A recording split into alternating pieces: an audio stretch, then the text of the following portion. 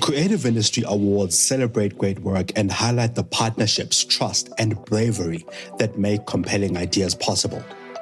As part of our industry awards series on the Lead Creative in collaboration with Bizcommunity, we unpack the stories behind the most remarkable work. In this episode, I co-host with Danette Breitenbach, editor of Bizcommunity. Joining us is Carl Willoughby, the Chief Creative Officer of TBWA Hunt Lascaris and Chair of Creative Circle South Africa, alongside Steph van Niekerk, ECD of TBWA Hunt Lascaris and Creative Circle Exco member, both fresh from client wins at the Bookmarks. Finding a space that feels authentic to your brand, and if you can play in that area, and I think just you need to push the boundaries and ask yourself, is this entertaining? Because if it's not gonna, resonate on social or be shared or engaged with.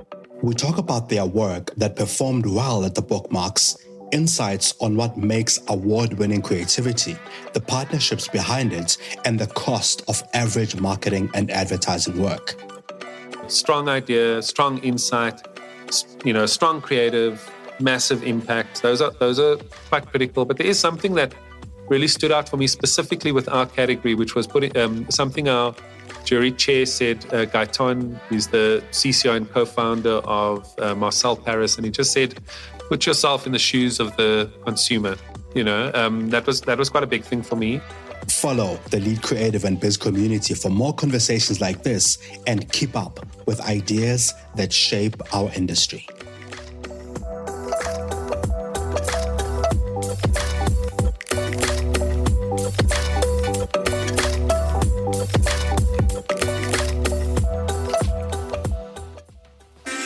Welcome to the Lead Creative Podcast, where we talk to creative industry leaders, influencers, and brands.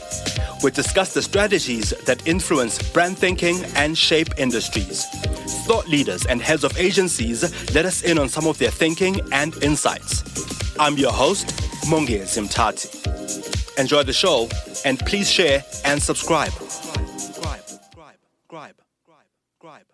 Colin, Steph, and Danette, thank you so much for making time again. This is the second of these conversations that we're having around awards, what it takes to kind of win awards and the partnerships that lead to award-winning work. So I'll start with you, Steph, and I'll ask you the same question as well, Carl. If you could have one, right, a client that doubles their budget every year, which is obviously the dream, or a client that has minimal, so the client that doubles their budget every year but gives you very sort of restricted scope in terms of creative freedom, and a client that has very minimal budget but gives you full creative freedom, which one would you go with? I think this is a trick question, isn't it?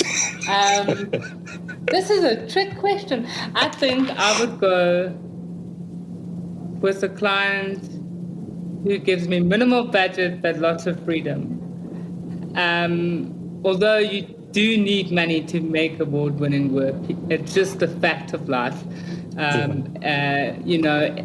Our client City Lodge has very little budgets, but they make up for the lack of money with bravery, right? Yeah. But still, we struggle to compete internationally as a country.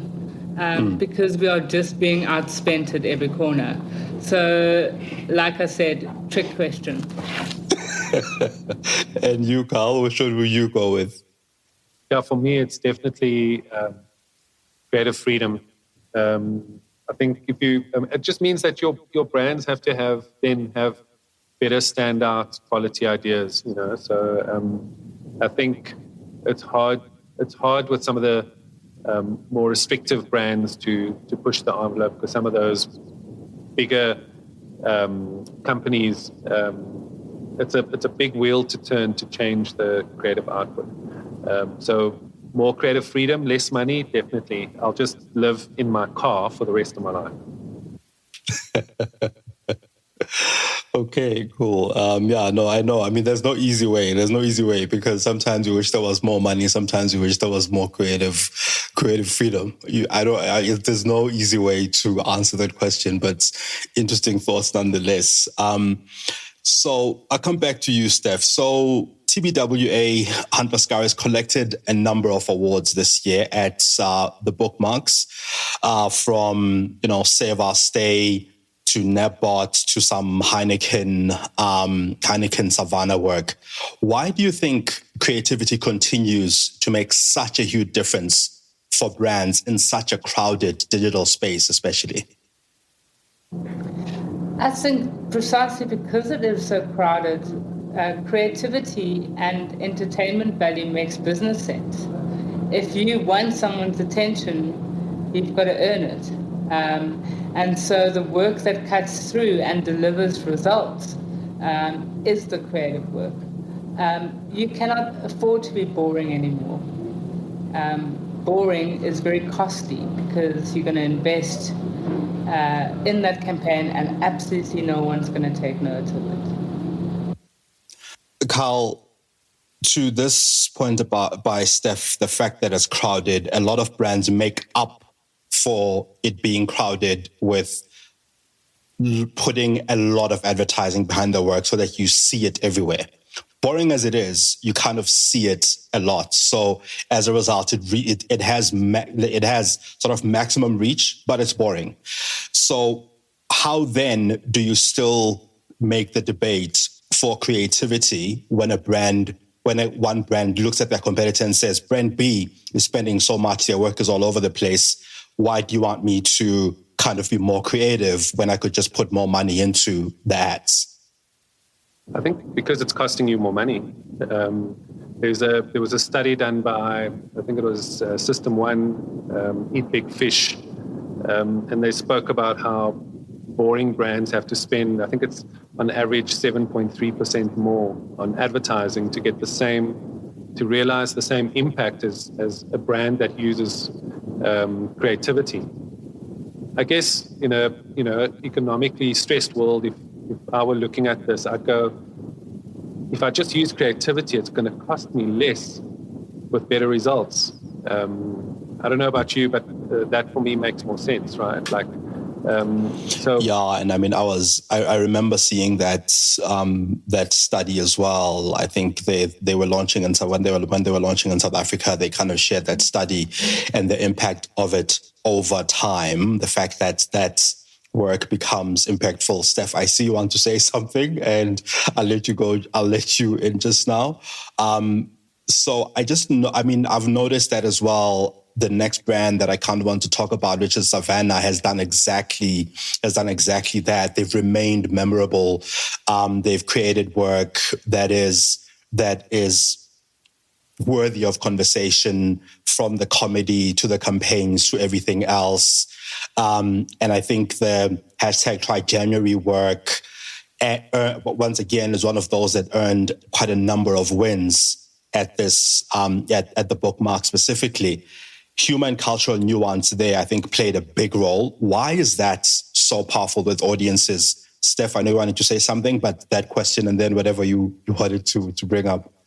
Yeah, I just wanted to pick up on the previous point. Just because you see it everywhere doesn't mean you're going to engage with it or remember it. But the TryJanuary work and Savanna in particular, we're very lucky. I've been with this brand for a number of years now. And like Savanna, in the DNA of the Savanna brand is we are here to make people laugh. And that is our purpose. And to have a purpose so clear and so defined, and it does lend itself to entertaining work. I think people in this world where everything feels overwhelmingly serious and negative, really, everyone's dealing with a lot of stress, a lot of anxiety, the world is unsettled, people crave comic relief or to laugh at their problems. I think as a country, we resonate very well with humor. We deal with our problems by making jokes about them. And that's a very South African kind of coping mechanism, if I can say that. We are the masters of the mean. And so I think that's why the work always resonates and lands well with people, you know. And I think that, like, we've always supported stand-up comedians, and like any comedian, if the brand is a comedian, great comedy is based on really deep insights, and the insights is what makes the work resonate so well and make it so relevant. So, wow, they totally get me, or geez, I've never looked at it that way, but it's so true, and that's the kind of feeling the work evokes. So that's brings me to a question for Carl. You recently spoke about your experience judging at Cannes, and you said messy creates the best work.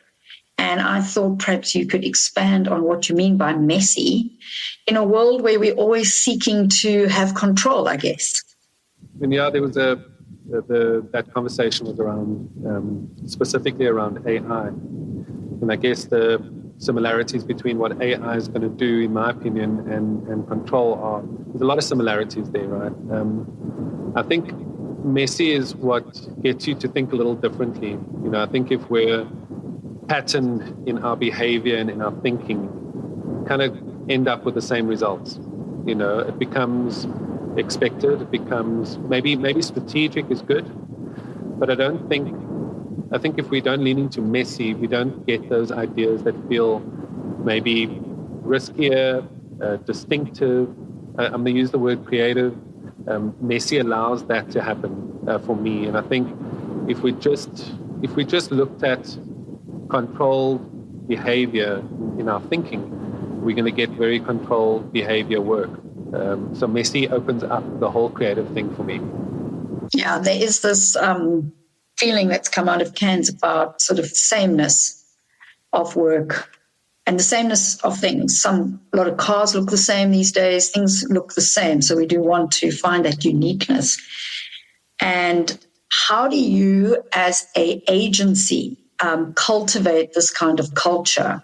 Yeah, I think we try and make sure that our North Star, in terms of what we align to, in terms of great creative work, is clear. I think there's a bench of ECDs who push for a certain caliber of work, including Steph. We make sure that we celebrate the right work. I think that's important for us. That alignment within the agency is quite important.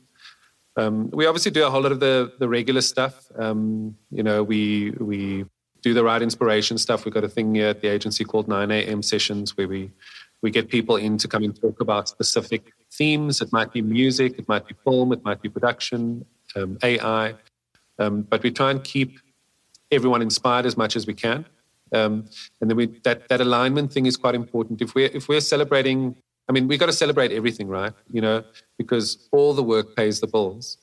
But from an ambition point of view, we've got to make sure that everyone understands what the ambition is to do iconic work. And if people don't understand that, then they misalign. You know, so we beat that drum as much as we can, whenever we can. It's a long answer. And then this year at Cannes, also just to stay with that kind of theme within the agency, you brought home the Young Lion Silver with your team of Paula and Komatsu, and really great creative young team.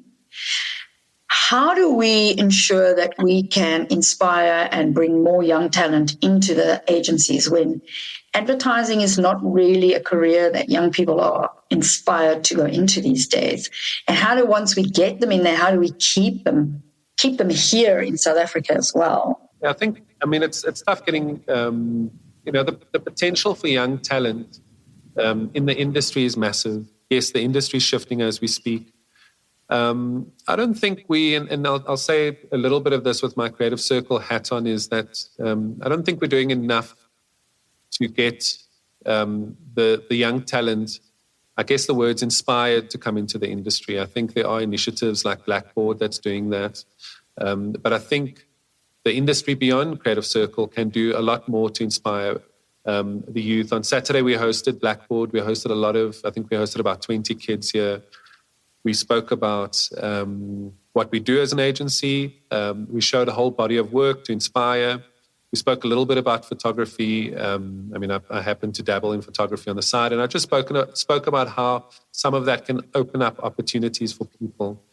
I think in a largely mass market country, if I may, it should make sense for people of the market to be in our industry when it comes to communicating to the mass market. If insights and the idea of relevancy are key themes that we drive for business success, then it should make sense that we're using people and pulling them into our industry to help make better advertising that connects with our audience. But it's tough. The industry is under stress. The industry is time-based, mostly.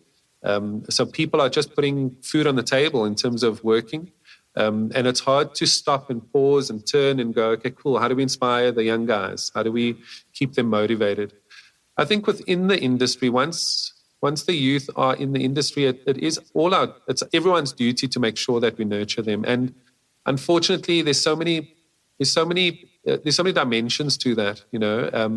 It's an industry that requires a lot of hard work. It's an industry that requires late nights, going beyond the 9 to 5. It's an industry with client stresses and pressures, and it's not for everyone. So, and the good talent who survive that seem to succeed because they've built up a thick skin. But unfortunately, there are a lot of casualties along the way, and that's the reality of the industry that we're in. So I think it's up to every agency to make sure that they nurture the young talent. We celebrate our young talent. I'm very excited about them. We make sure that we start off with the right alignment, the kind of work that we want to celebrate and want to push, and then we keep nurturing them. And I think, Steph, I'm going to probably hand over to you, but Steph's very good with that as well, in terms of the young guys within her team as well. I think, the type of people who want to work in advertising, we are makers and creators.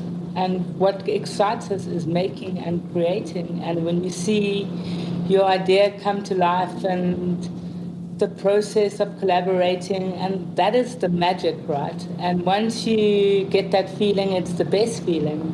When you get your work bombed or rejected, it's the worst feeling. So a big part of our job is to make people believe in themselves. We'll believe in you until you can believe in yourself, and teaching resilience and grit and celebrating the joy of creating. And I think with anything, to keep people in the industry is you've got to keep them engaged and interested. And people want to see the fruits of their labor. I think we get disheartened when we're working so hard and we can't see any rewards. And so it's important for us to be mindful of that and to give praise freely and to reward when it's due, and I think that kind of stuff builds creatives. And we need to create not only brilliant talent, but resilient talent.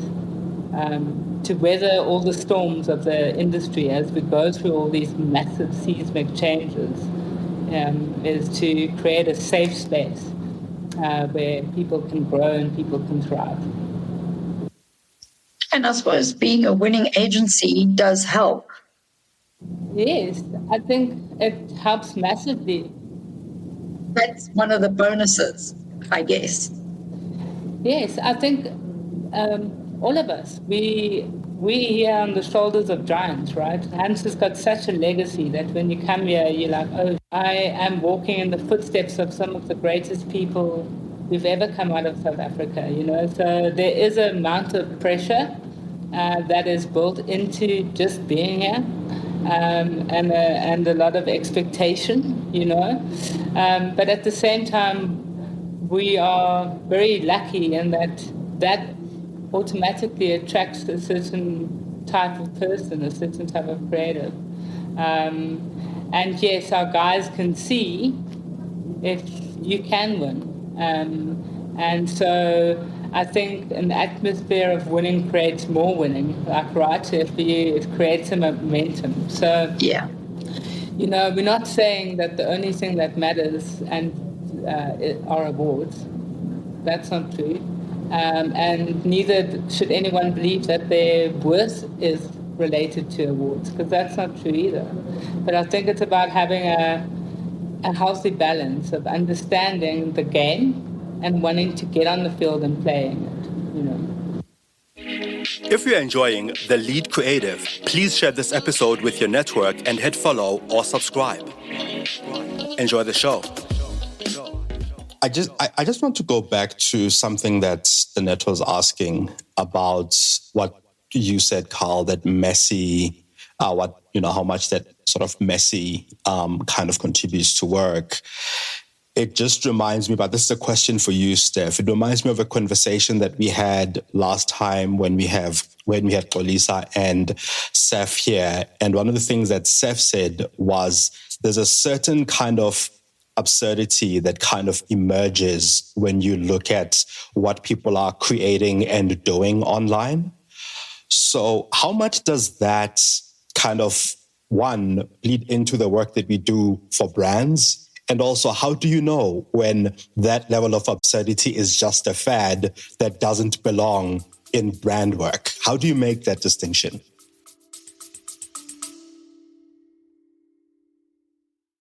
It's no secret that South Africa is one of the most unequal countries in the world, and that inequality shows itself most visibly in schools, especially in townships and rural areas. That's why as the Lead Creative, we are proud to collaborate with Threads for Ikasi, a foundation whose cause is close to our hearts. They provide school uniforms, dignity packs, and other essential items to children in under-resourced communities, helping them go to school feeling confident, with pride and dignity. On this show, we talk about how creativity and brands shape the world.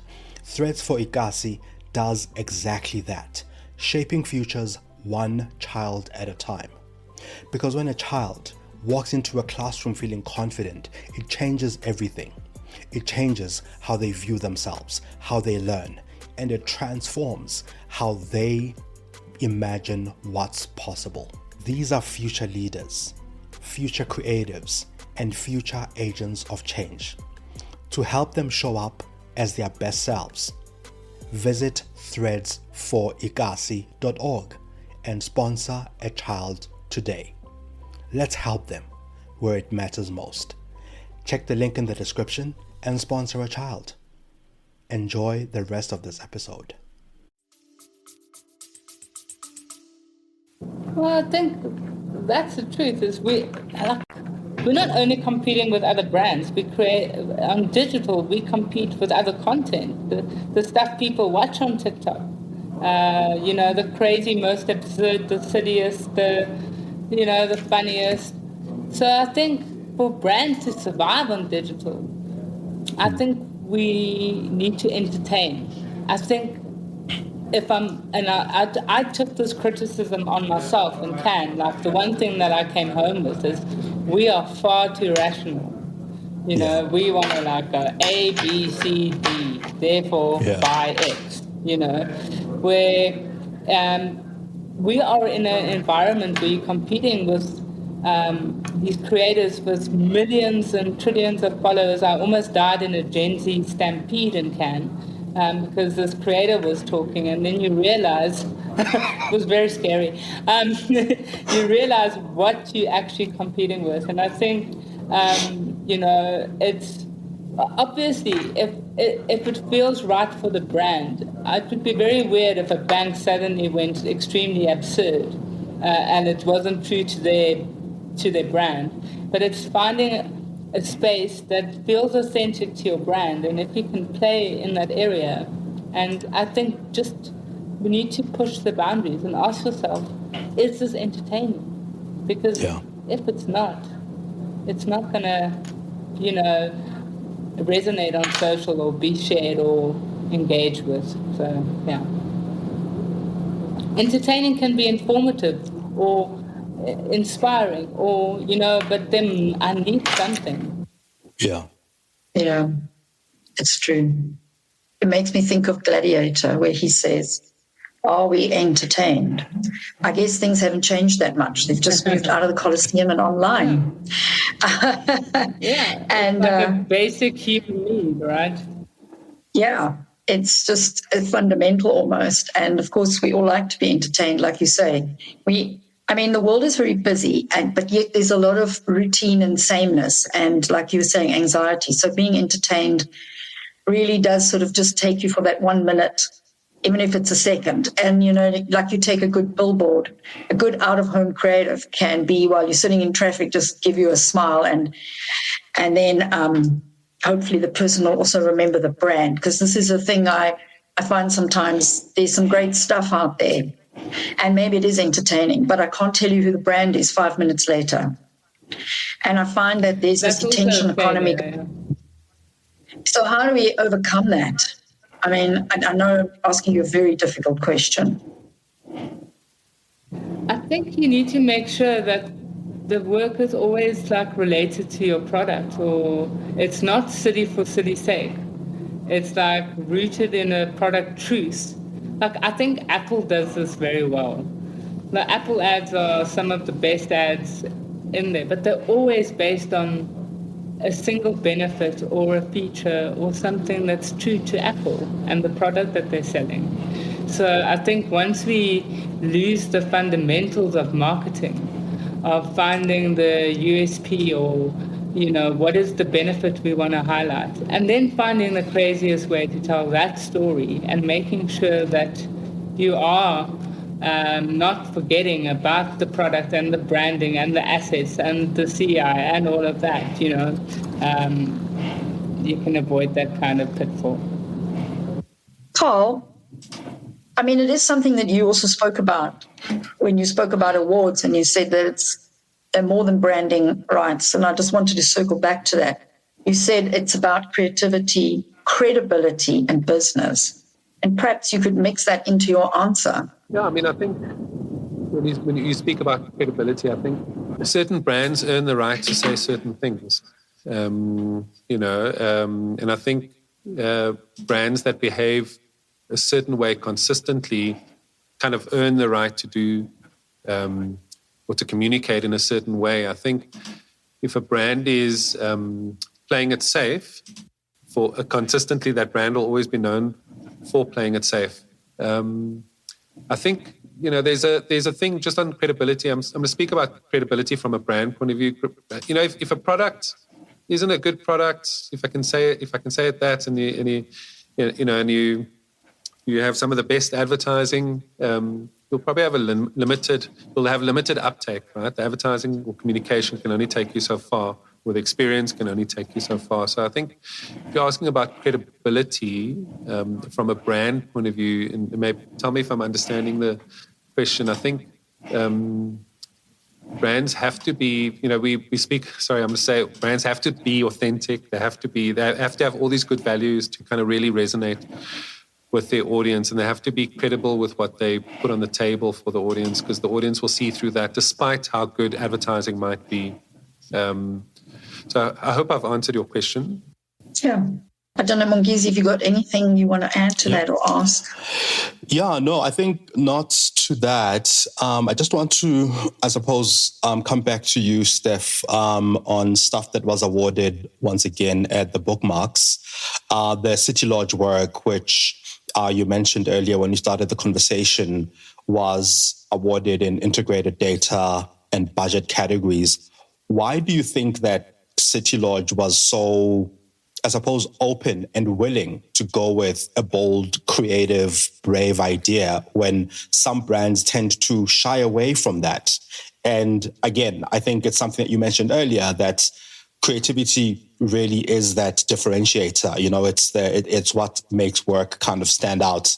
But we are still in this space of having to convince brands that it truly does, and what kind of creative work really kind of stands out.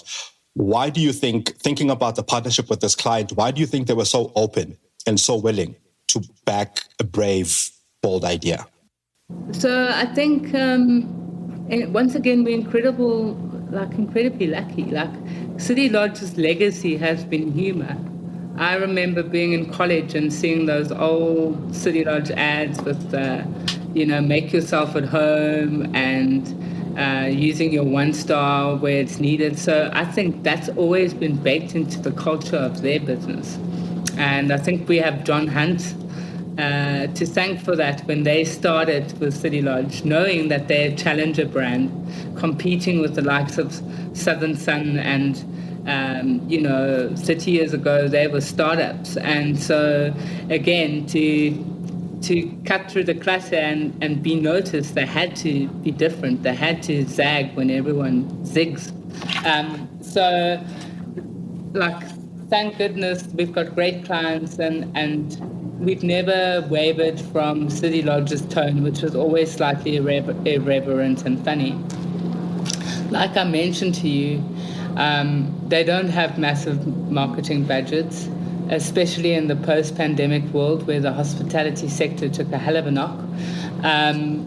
But we know that if we do the right, clever kind of work, it can yield the results that we were looking for. In this case, City Lodge SOS took what is perceived as a negative, so i.e. the hotel's consistency or the fact that it's just boring, in this world that's obsessed with curated Airbnb experiences. And, again, universally, how many of us had hits and misses on Airbnb?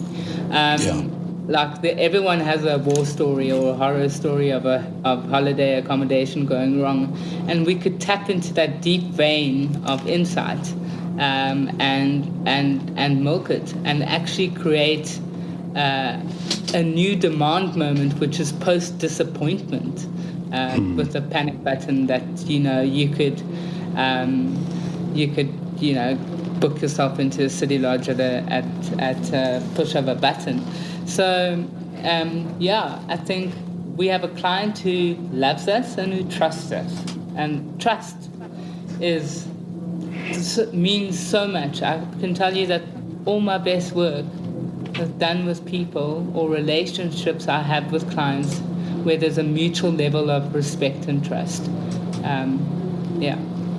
It's such a good point about the length of your relationship and your, the agency and the client having worked together. And it's something that we see all the time. And we spoke about this the other day, Mungizi and I, about how this whole thing about having a long-term relationship with a client is being spoken about more and more, and its importance.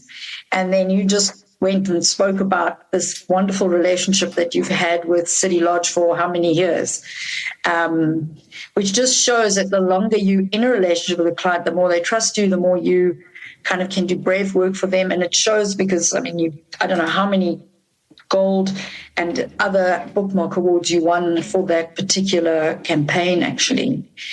Do you find that trust is definitely there?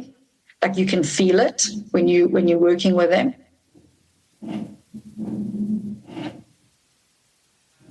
I can definitely feel it, and every creative who works on the brand can feel it.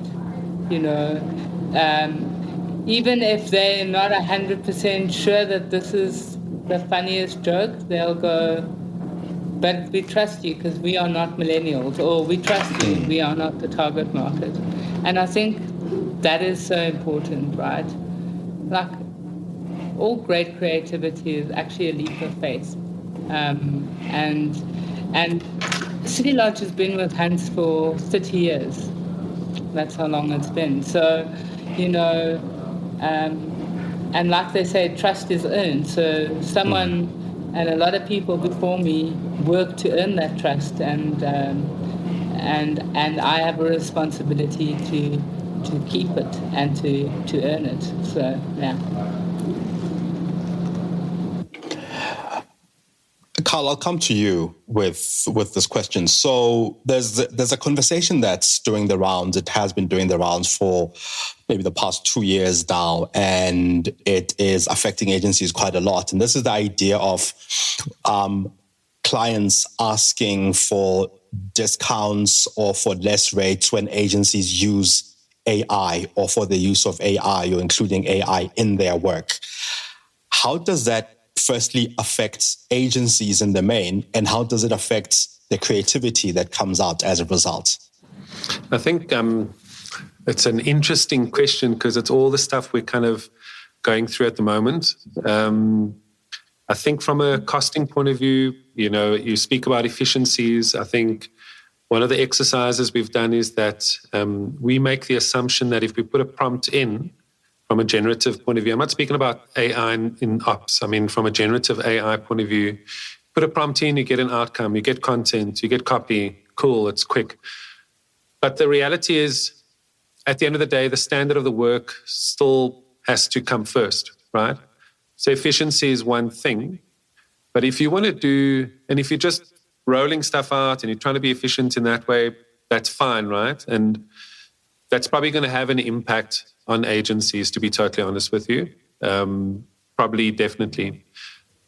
But if you want to use AI, if you want to use an efficient tool, but you want to deliver great creative, it still takes time to do that. You have to invest the time to get the right prompts. You have to invest the time to get the right outcome. That still takes time.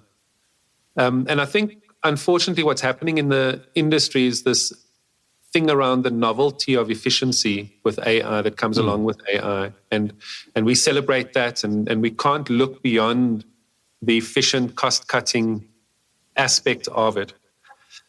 But if you want to, and there's great AI images, we've seen that. Steph, you know about this, right? But we've seen that happen. We've seen that with copy, but that still takes time. So just because a prompt or one output could be cheap doesn't mean that a campaign has to be, I'm not going to say cheap, but that a campaign is just as cheap. You still need to invest man hours to get those prompts to the right space so that your output is at a certain level. I think I'm worried that people confuse novelty with taste. I think because AI is democratizing creativity for so many people, I think people feel that this is so quick, this is so easy, this should take you less time. So people are going to lean into that, and I think that's a very dangerous place to be. We're seeing that right now, and I think we've got to step back. If we're still speaking about creative standards and a lot of the things that we were speaking about earlier, if you're going to use AI, it's a tool that augments your creative process. I think there was someone I spoke to around this idea of AI and they called it augmented intelligence, where the AI is augmenting your creative process. But if you still want to deliver standout work, don't think that AI is just going to do that off the bat. If you want to have work output that's a certain level, that will still take time.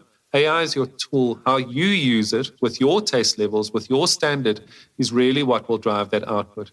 So the industry is going to suffer from the novelty of efficiency as opposed to the quality that AI can deliver, because quality still takes time. Just one last question on that from my end before I hand over back to you, Danette. So there's firstly, how do we teach clients, or where do we meet clients in the middle to kind of talk about these things and iron them out, that AI is not necessarily doing the work, it makes it slightly more efficient.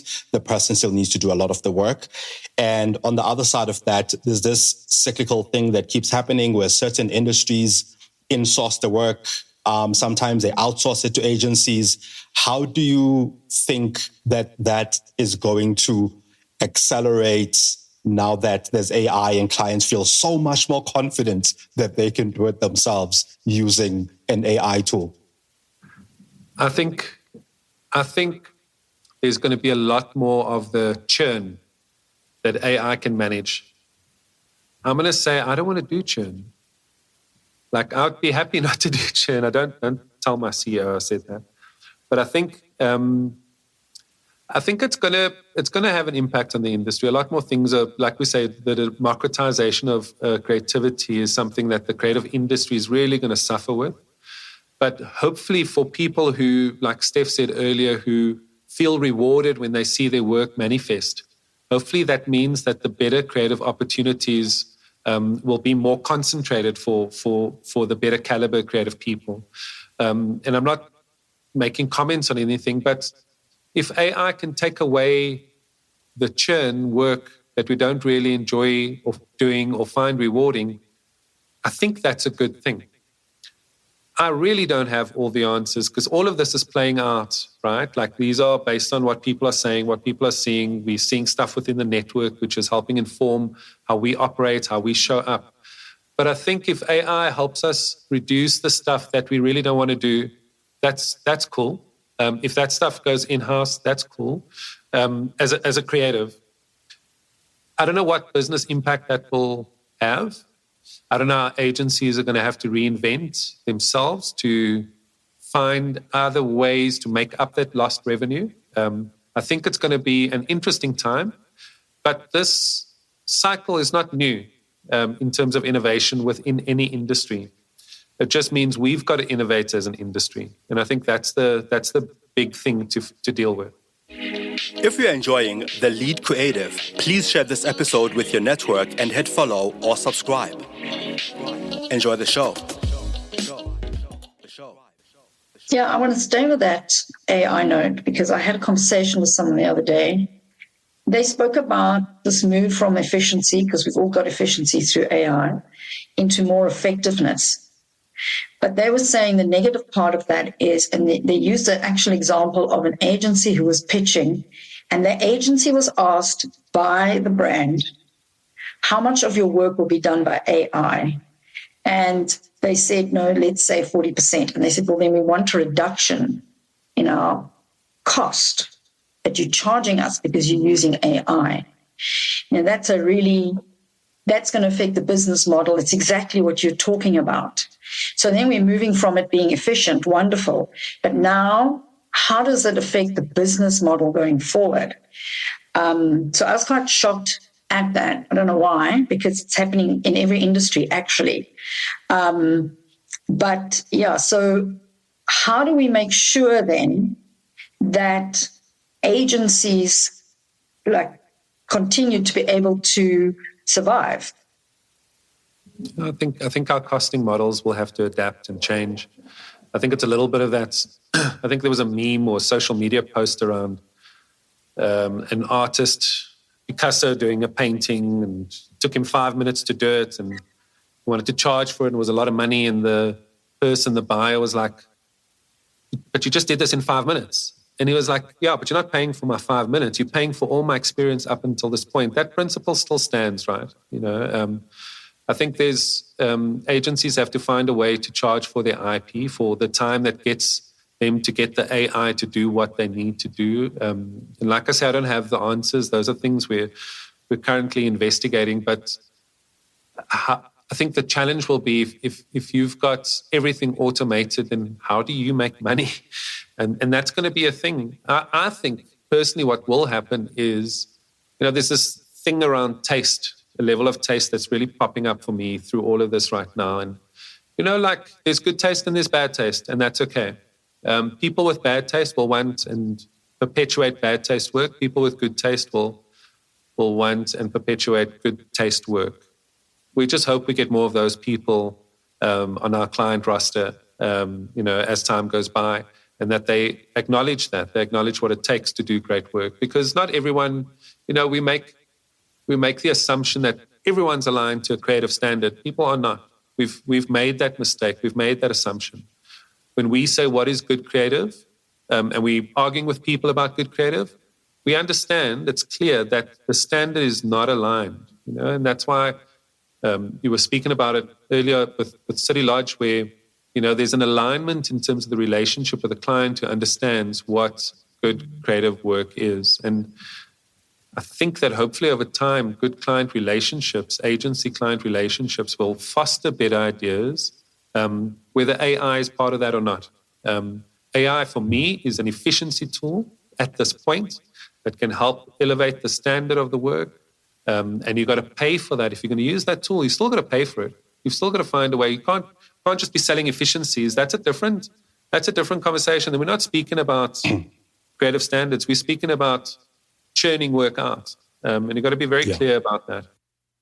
Steph, I'll come to you. In fact, I'll start with you, but it's the same question for both you and Carl. So you're both used to winning at international shows globally, like Cannes, DNAD, and other shows as well. So the first part of the question is, why, in your view, does South African creativity punch so much above its weight on international stages? How can we get more of that? And the other side of it is from a creative circle perspective, because you're both part of Creative Circle, and of course, Carl, with you being chair, how do we make it accessible for other agencies to go to some of these shows, to go showcase some of the work? Because as it's always said, it's prohibitively expensive to enter some of these shows.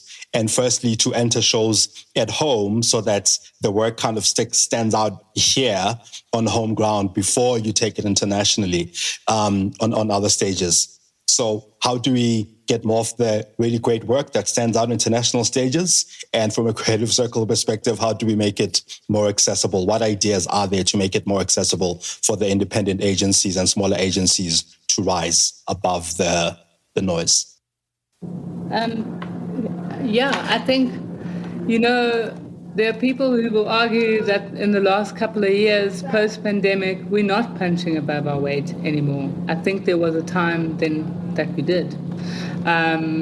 And we've debated this extensively in the agency as to why this is. And I think there seems to be a widening chasm when it comes to our budgets with what the internationals can put behind work and what we have to work with. Having said that, when we do win, we do punch way above our weight. And I think it's because our lack of resources in this country has created a culture of being quite scrappy and being very inventive and finding new and interesting ways to do something. And I think people appreciate that. People appreciate, I think, the work that does well internationally for us is work that is deeply locally relevant but globally competitive. So once we tell our own stories or solve a problem that is uniquely ours, that kind of work really gets noticed because it's new and it feels completely authentic and interesting to the judges. But so what I'm saying is, we definitely have taken a little bit of a dip in the last few years with our punching, but the things that end up popping through are the ones that are very locally relevant and authentic to ourselves, because we have a unique perspective on life and a unique tone of voice. So when we try and be like everyone else, we're not doing very well. When we stick to what we know and what we understand and what we get, and we execute that to a global standard, that's when we do well. I agree with Steph. I don't know if it's the case where we're punching above our weight. I think last year we did something at Lurie's where we spoke about this. Or actually, even with Creative Circle, we said South Africa is punching below its weight currently. It's very easy for me to say that, but that's an observation. I think if you analyze how we've shown up internationally in previous years, let's say 3-4 years, and prior to that, we've done exceptionally well for such a small country, comparatively speaking. But I think there are so many factors that one can look at. I think the cost of entering international awards is a factor. That's a massive obstacle. Sadly, I would say this about a year ago, I used to be quite like, Cannes, DNAD, one show are so critical as a global standard, but if you can't afford to enter those shows, you just don't show up over there. And as a result, it feels like you're penalized. So I guess it's important for agencies to enter awards where they can, to get that standard, to get that ambition going, that reward, that affirmation of the work being acknowledged, to celebrate that for agencies, for the people, for the brands.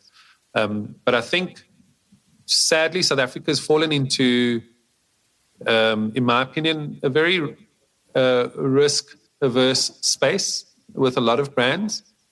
And I do think it comes down to economy. I do think it comes down to, if you've got more, if you've got more money to spend, you've got more capability, you're a lot less desperate for business success, I guess. You'll probably be less risk-averse, right? And maybe that's a big factor. I think the standard is another big factor with these international awards. But I think what's important for the local market is to understand what the global standard is from an agency point of view. If you're an agency and you're not understanding what the benchmark is, you will probably keep delivering the same kind of work. And you'll see that. I think you'll see maybe with the upcoming awards like Lurie's. Last year, we didn't, as a market, we did well, I guess, South Africa, but the Middle East really did better, and is it because of economic factors? I don't know. But the work in terms of technical innovation, creative innovation for their market seems to be at a different level. So a point moving forward for me would be understand what the global standard is. Don't keep trying to do work that is just sitting at this level. Try and push work to another standard that's in line with what, if not better, what's happening internationally. If our ambition is where we are currently, that's going to be a problem, and that's something that all of us struggle with, That's a great answer, and it really, I think, encompasses what is happening and what we need to take cognizance of. This year, you actually were on a jury in Cannes for the first time. Were there any insights that you got there that you can pass on to local agencies here? Just in terms of, because the whole judging process at Cannes also appears to be a thing, being in the room, how you present your case study. Last lead creative we heard about, something like that with the South African case study. Were there any lessons that you can pass on to us, Carl? Yeah, I think, the science behind entering and winning awards is a thing that we all need to come to terms with. There is a global, like, the standard is a massive thing. How you package your work is a massive thing. Your reach, your impact, all those principles of, let's say, building a good case are important. So strong idea, strong insight, strong creative, massive impact. Those are quite critical. But there is something that really stood out for me specifically with our category, which was something our jury chair said. Gaetan, he's the CCO and co-founder of Marcel Paris, and he just said, put yourself in the shoes of the consumer. That was quite a big thing for me. I think if you do that first and you can do work that resonates, that's insightfully relevant to that consumer, and you can build the great creative on top of that, that's a good place to be. Whether it's lots of money, whether you have big budgets or not, but if you can do that properly, that's a big thing for me. There's a science behind the international awards, which for me was eye-opening. I think socialization of work, PR is massive. Do we play that PR game locally as well as they do internationally? Do we have access to the right influences that help elevate our campaigns beyond just the norm? Other markets have access to our Trevor Noah, and if you have his tweets on your case study, that's fundamentally going to elevate your work in terms of scale. But I think, other markets, smaller markets still do it well. If you look at South America, they similar space, similar challenges, but they're doing it. I think they're doing it with really, really, really, really great creative work. and then the packaging is just solid. It just kind of really supports that great creative work. So there, I think the South Americans' work is actually way more distinctive. I think their storytelling is on another level, and I think we can learn a lot from that. To be honest. I find that very interesting because there's always, I think one of the things that comes up sometimes in some of these conversations and it is cultural nuance. And I'm glad that you're mentioning that South American work, for instance, punches way above its weight because again, it's its own unique culture as much as, you know, African countries would have their own unique cultures and nuances and insights that they take to the international stage. So I think on my part, I've got one sort of last closing question. I don't know, Danette, if there's anything else that comes to mind that you want to ask before we close off. No, I think it was a good note to close off on because something Carl touched on was something Steph said right in the beginning, and that's making sure that you're presenting work for your demographic, that the ad's not for you. So I just found that it's an interesting point. Thank you. But that's all from me. Thanks. Yeah, thanks. So, Steph, we have a question that our guest leaves. Our guest leaves for our next guest. And one of our previous guests was the founder of PR Powerhouse, Lebo Madiba. And the question she left, which I'd like to get your answer on, was, besides arts and culture, what other assets do we have at our disposal to build what brand South Africa can be? Wow, that's yeah. I think what brand South Africa can be as a country. How we can show up to the world. Yeah. I think when people visit South Africa, the one thing they always talk about are the people. We are a very warm, very friendly, very funny nation. And I think we don't realize how much of a strength that is because we're in it, right? But I think foreigners are always drawn to us as people. We might not have the most resources, but there's a certain quality of being South African that is very, very powerful and attractive to people. And that's just the way we are. I think we take our diversity for granted.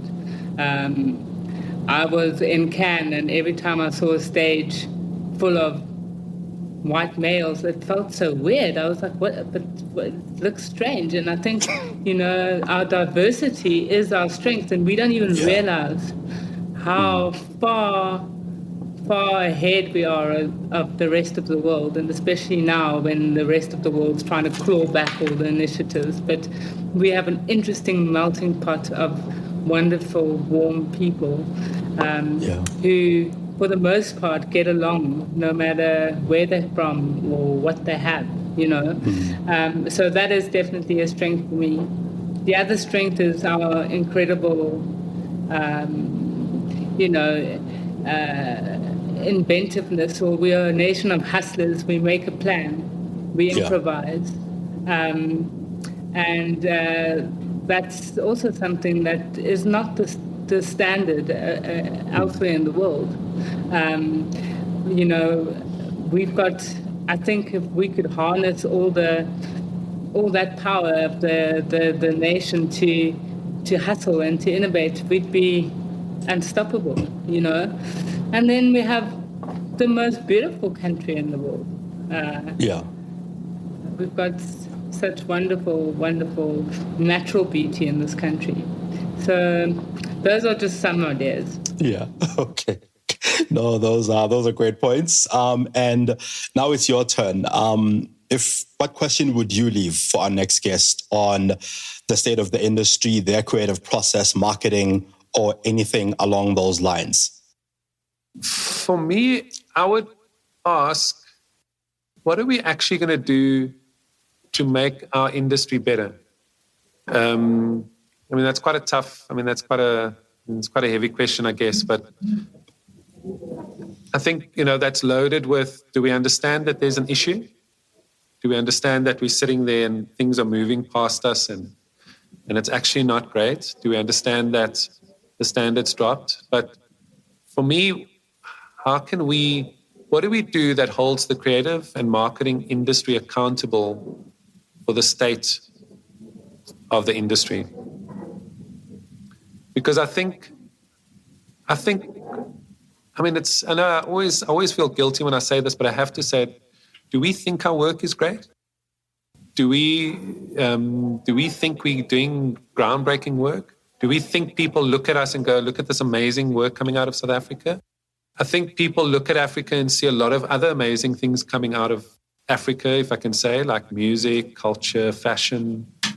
But I don't know if people are saying, wow, South African work is incredible right now. And I think that's a pity because we have some of the best creative people.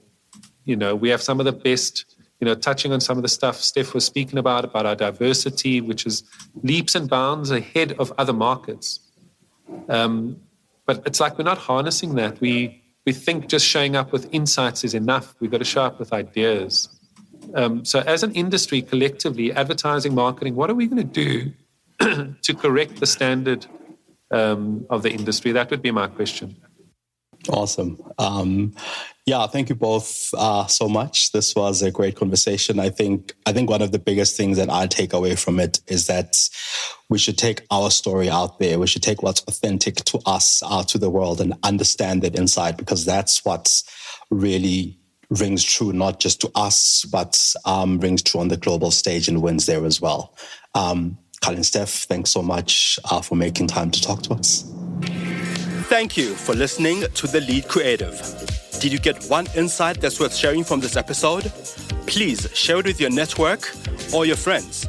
Pop me some of your ideas and innovative finds on Twitter on @Mongezi. This podcast is available on Spotify, Stitcher, Apple, Google, or wherever you listen to your podcasts. You can also find me on mongezi.com.